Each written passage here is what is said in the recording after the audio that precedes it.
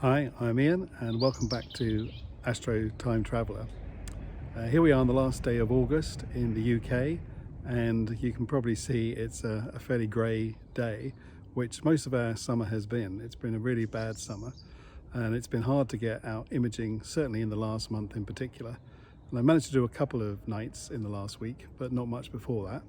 I was away visiting my wife's family in Long Island, New York, and with COVID vaccines having been done and all the testing going there and coming back, all went very well and very smooth through airports, etc. And it was good to catch up with family after over 18 months. But now back to try and do some astrophotography. And in this particular episode, what I'm going to show is how you use the ZWO ASIair Pro to take flat frames. As you probably know, in astrophotography, not only do you need to take the light frames of your image, the nebula or the galaxy, but you then need to take dark frames, flat frames, and possibly also dark flats if you're using the flat methodology as opposed to bias frames. So in this video, what I'm going to do is show you how you can use the auto function in the ASIair Pro to do that.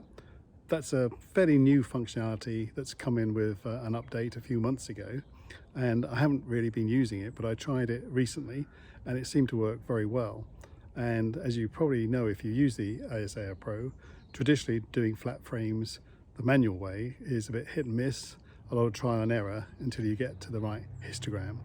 Generally you're looking at a histogram range between 65,000 and 0, and you're probably trying to get between 24 and 27,000 in that flat frame histogram range, and that's what I've been traditionally aiming for.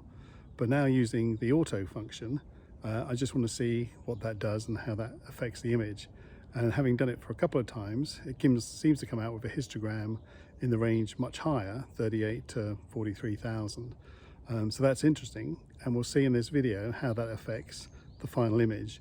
And you can see what you think of that, if you think it's a better final image or not. So stay with me and I'll run through the process of doing both the auto method and the manual method through the ZWO ASIair Pro for flat frames.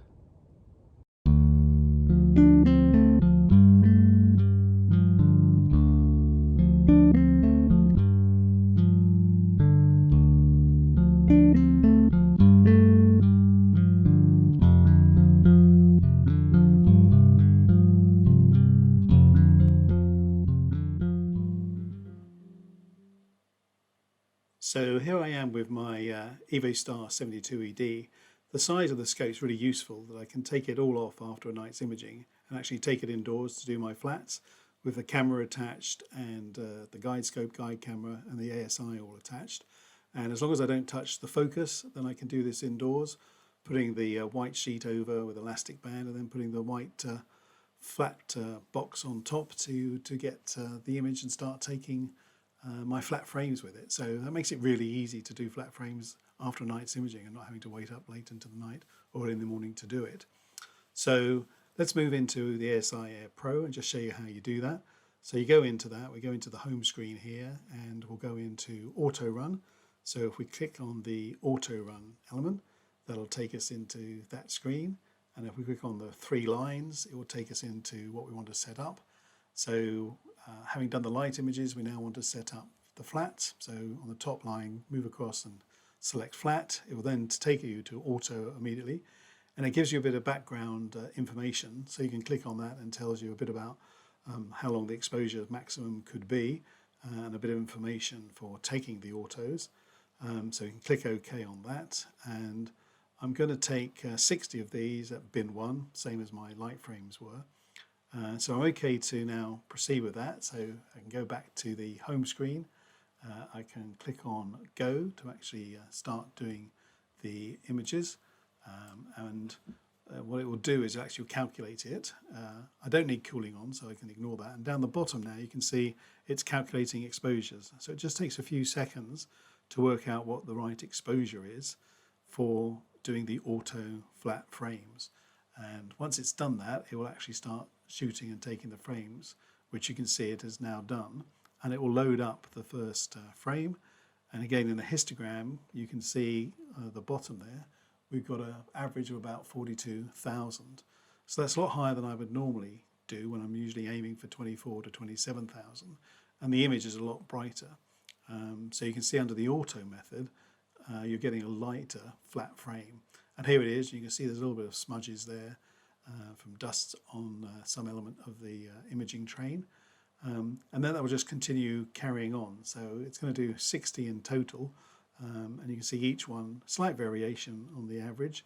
But you can go back and look at the frames if you go into the image management tool and just click on any one of these. So let's click on this one, say 13, and it will bring it up and it will just show you your frames. So you can scroll across and look at the various frames if you want to as it's taking them, or just wait till it's completed all of those frames individually. So it's really easy for the auto function because it just doesn't do. Here you can actually see when you do that the exposure, which was 0.6 if you saw that, milliseconds. So it takes a little while to do all 60 frames, but not too long. So once it's done that, here we are, it's just completing that. So we'll finish doing it through the auto, and now I'll show you what it's like if you just use it doing it manually. So again, we go back into the auto run, we go back to reset, and we click on flats, but this time we're going to manually do it. So it was 0.6 for the auto, so we need to remember that later when we're going to do the dark flat frames. But here I'm going to do 0.0375, just do one frame to start with, and then just click on that, and again, don't need the cooling, so let it run. It's taking one image, and then once it's done that, it will load up. And again, let's have a look at the histogram, and this time the average is 27,000. So you can see it's a darker frame, and traditionally I'm usually aiming to 24 to 27, and I try to get probably to the lower end of that, so around about 25,000. So I'm just going to change the exposure again and have another go, maybe at 0.036, and see what that looks like, and see if that just brings it down a little bit lower. So click on the go button, and again, let's see what it loads up. And this time the average is 26. So it's brought it down a bit. I want to go probably a little bit lower than that. So one more time, and this is why doing it the manual way is a bit of trial and error to get to the right level you want. Let's do 0.0345, go back, click on that, ignore the cooling, wait for it to take the image one more time, and we'll see what comes out this time. And the average here is now 25,000. So that's fine, so I'm happy with that. So I would now go back and just set it up to take 60 exposures. So just click down there and click on that to do 60 exposures for my manual flat frames. Now the next thing I'll probably just need to useful to show is to do the dark flat frames. So there you can see it's just carrying on taking the initial flat frames, but if we move back to now take dark flat frames, so we'll go back into the auto run. So we'll just click on there, we'll click on resetting, and now I'm going to do it as if I want to do it for the auto batch. So I need the dark flat to be the same exposure length, so 0.06 is what we had for the auto flat. So for the dark flats for auto, although I'm calling it bias, I'm using that same 0.06, and you can see down the bottom once I click on to take the image that once it starts taking the image and loading up, you should get a fairly flat dark screen. There we go. The average is 19.20 or 19.21, so that looks a fairly even dark field. So 60 of those exposures will match the 60 auto flat frames, and likewise I'll do the same at 0.0345 for the manual dark flat frames. But you can see that's I'm satisfied with that. So now let's move into Deep Sky Stacker and just show you how I would stack these briefly. So here's my light frames. So I'll click on those, and that will add all of those light frames in. There it goes. And then if I add the flat frames, I'm going to do the manual ones here. And this was from an earlier exercise the day before. So here they're at 38.5 milliseconds, a slightly longer exposure than I had on the one I was just demonstrating. So click on those for the flat frames, and then for the dark flats, again, I call them bias because that's a way of differentiating them in the ASIair Pro, because it doesn't have a dark flat frame option. So if I click on all of those and upload those, and then I also have a master dark for my 300-second exposure, 25 frames consolidated into one. So click on all of those. So I've got 53 light frames, my master dark, and 60 flat and 60 dark flat frames, which I call bias. Then just going into the actual registering, 149 stars is okay. In terms of I'm going to stack, I'm going to drizzle 2 times, and everything else is fairly standard. So in terms of what I'm stacking 4 hours and 25 minutes of exposure, so that's pretty good. So let's start the stacking routine, and I'll come back when that's almost completed. Here we are. So it's just finalizing the stacking and creating the final image, and it will just bring that up on the screen in a few seconds, and here it goes. So there you can see the star field starting to appear. So although I do an auto save for this in Deep Sky Stacker, I also tend to save it as a TIFF file as well, 16-bit. So again, I've got a file folder here, auto versus manual, and I've already done the auto version. So now I'm just going to do the same thing for the manual version. So just underscore it and call it manual. And then we can move from there into Pixinsight to see the difference as we process them. So if I come out of Deep Sky Stacker, here we are in Pixinsight. And if I just stretch the images, at the top you've got the auto, at the bottom you've got the manual. And not unsurprising, when I stretch them at first, they don't look much different. I do a little bit of dynamic crop. I've already done it on the auto, so I'm just finishing it here on the manual. So they're now both identical in terms of the size of both of them. And then I'm going to do a bit of dynamic background extraction. And I've got a preset on that, so I'll just pull that in. I'm just going to set the parameters for generating, and I'm going to bring them down to about 20 because it's quite an extensive star field. So I want some fairly small points, and we'll put 20 in there. I'll slightly change the colour so I can see them a bit easier on this fairly light green background. And then ultimately I'm probably going to do division as the corrector to start with. So I can change that now or before I actually run it, but let's just generate them. There they are, and I really only want the crosses around the outside, so I'm going to remove all the ones on the inner and then go around the outside to check there's nothing in the stars, in the crosses. So I'll come back when we've done that, and there we are. So I've done that. So now I'm ready to do division. So click the green button, and it will process that for the manual version at the bottom. Just takes a few seconds. It's not actually, doesn't take too long to run. And then we can just unstretch and restretch to bring back the image. And now for the first time we can actually see the star field and the bubble nebula in there amongst the other things. So that's done for the manual. There it is, having done for the auto as well. And then I'm doing subtraction. Having done division, I'm also doing subtraction under DBE. Here it is for the manual version. And then I'll also do it for the auto version, and again just takes a few seconds to finish that off, and then likewise I can do the final version on the auto one. Just change division to subtraction, click the green button for go, and it quickly runs through that process. So you can already start to see the auto version has a bit more coloration. Certainly the reds are a bit stronger and the darks are a bit darker, so that's kind of interesting. But to get a better feel for it, I probably want to do a bit of background utilization and color calibration. But if we just zoom in, particularly on the bubble nebula itself, you can see the much stronger, richer colors on the auto version than on the manual version. And that's probably because the flat frames were stronger at the 42,000 versus the 25,000. And has taken out a bit more of the lightness, therefore in the process in Deep Sky Stacker.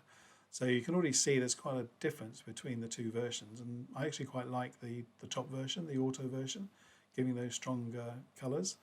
But let's go through the background utilization just to see if that adds anything or moves that, changes it at all. So let's click on background utilization. If we do that on the manual version, so we'll just come in here, we need to pick a preview spot for a dark area.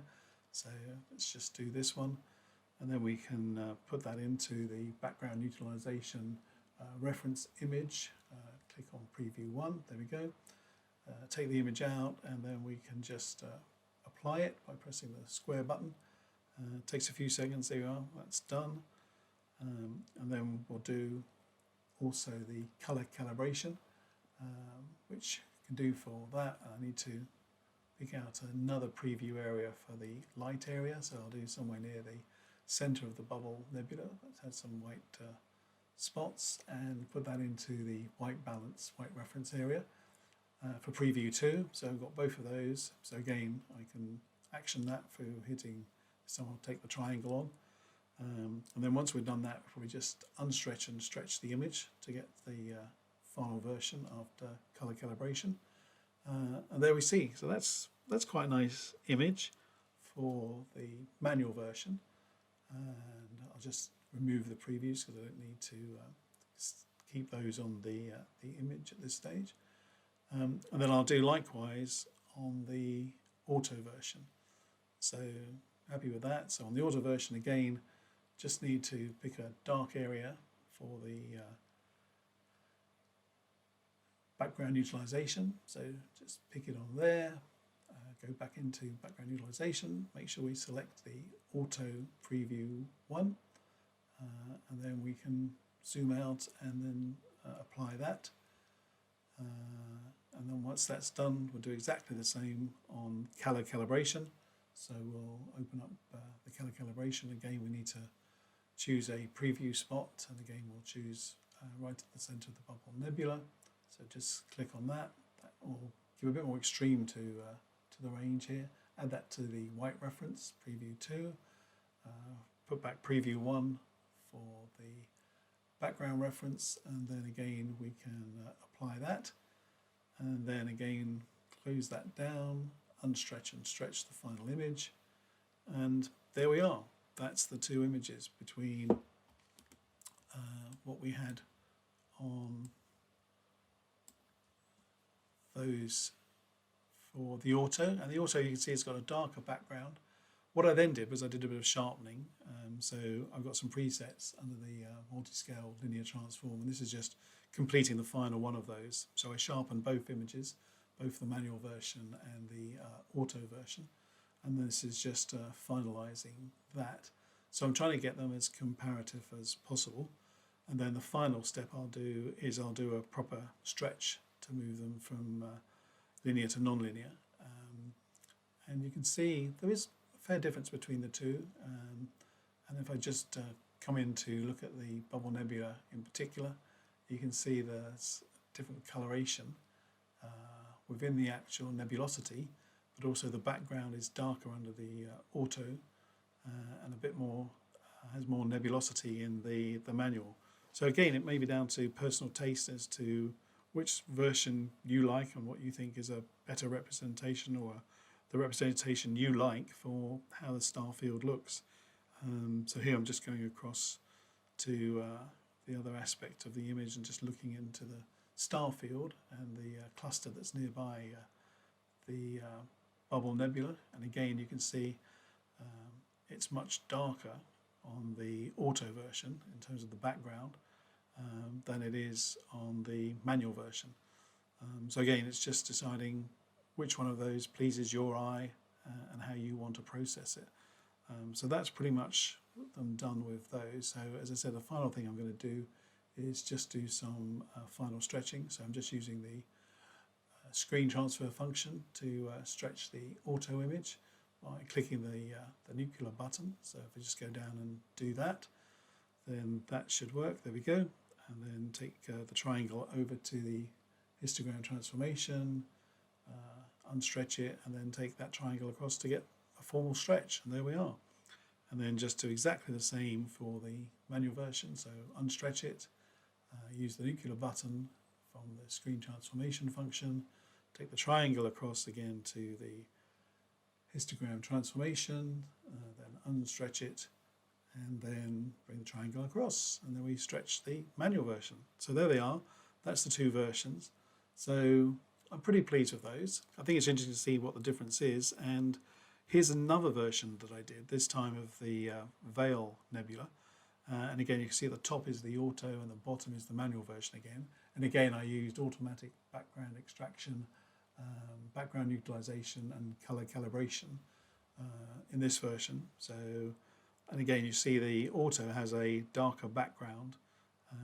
Maybe it's a bit more bluey in the background, so maybe we'll have a look at that. But again, similar outcomes from the first version that I did. And again, if we just pull out, you can see the top auto has a different feel to it to the manual version. So one thing we could do is use SCNR to see if there's any green in there and take that out. So why don't we just pull up that. So let's pull up SCNR and let's just apply that under the green element to say the auto image to start with. And see if that does much. Not a great deal. No, there's not too much on either of those. The principle stays the same. If anything, there's perhaps a bit more blue in the auto version than green, so we might want to do blue under the CNR in a minute. But if you just look at the eastern part of the Veil Nebula, you can see there in a bit more of a close-up how different the two images look. Remember, the auto is at the top and the manual is at the bottom. So again, it's down to your preference, what you like to see in your images, which one of these you prefer. Clearly, there's a lot more processing to go to finish the images, but it just shows you, starting at this stage, you're going to have quite difference depending on whether you use that auto or not. Let's just use the blue SCNR, see if that makes any final difference. There's blue in the nebula, so you've got to be a little bit careful there. But no, I don't think that's changed it too much. Certainly the principle of the difference between the two is pretty much as it is. So I'll now go on and finish these images and show you a final image of the first one I was working on, the Bubble Nebula.